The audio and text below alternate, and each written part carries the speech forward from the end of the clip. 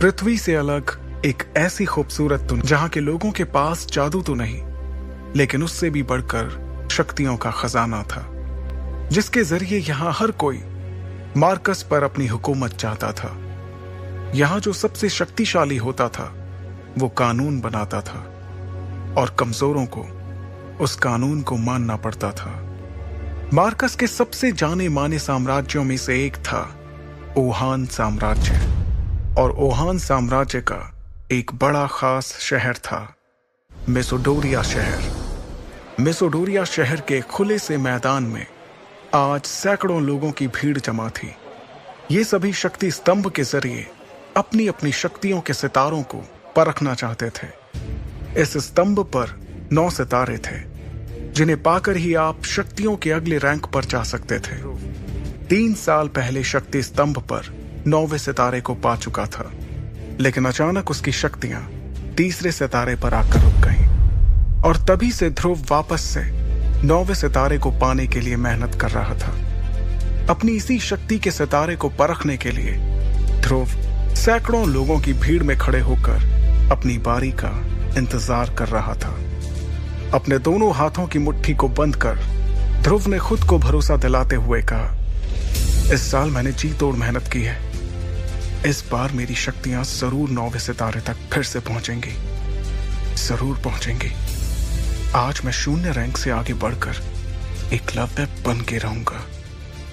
तभी एक घोषणा सभी के कानों में गूंजी, और अब अपनी शक्तियों को परखने वाले अगले शख्स का नाम है ध्रुव। जैसे ही ध्रुव का नाम पुकारा गया, वो लोगों की भीड़ से निकलकर बाहर आया और अपने कदमों को धीरे धीरे बढ़ाते हुए ऊंचाई पर रखे एक बड़े से पथरीले स्तंभ की ओर बढ़ने लगा, जिसका नाम था शक्ति स्तंभ। शक्ति स्तंभ के ठीक सामने पहुंचने के बाद ध्रुव के जहन में कई बातें चल रही थीं। ध्रुव जब सिर्फ 4 साल का था, तब से उसने प्रैक्टिस करना शुरू कर दिया था, और 10 साल की उम्र तक तो वो 9वें सितारे तक पहुंच गया था। फिर 11 की उम्र में वो शून्य रैंक से एकलव्य रैंक पर आ गया था। शौर्य दल के 100 साल के इतिहास में ये पहली बार था जब एक 11 साल का बच्चा एकलव्य बन गया हो। लेकिन उसके बाद ऐसा कुछ हुआ कि अचानक से एकलव्य एक बार फिर से शून्य रैंक पर आ गया। यही सब सोचते हुए ध्रुव ने अपने दाहिने हाथ की हथेली को शक्ति स्तंभ पर रखने के लिए आगे बढ़ाया।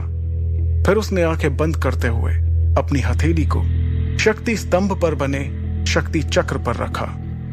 कुछ देर सन्नाटे के बाद ध्रुव के कानों में एक आवाज गूंजी, तीसरा सितारा, शक्ति और भी कम। इस बार भी ध्रुव का सबसे निराशाजनक प्रदर्शन। यह आवाज जैसे ही ध्रुव के कानों में पड़ी, उसके पैरों तले जमीन सरक गई। उसे अपने कानों पर यकीन नहीं हो रहा था। जैसे ही उसने अपनी आंखें खोली, शक्ति स्तंभ पर गड़े हुए 2 शब्दों तीसरा सितारा ने उसके सपनों को चकनाचूर कर दिया। उसे बिल्कुल भी समझ नहीं आ रहा था कि आखिर ऐसा कैसे हो सकता था। इस बार तो उसने हर बार से ज्यादा मेहनत की थी। शक्ति स्तंभ के सामने खड़े ध्रुव ने अपने आप से बड़बड़ाते हुए कहा, नहीं नहीं, ऐसा नहीं।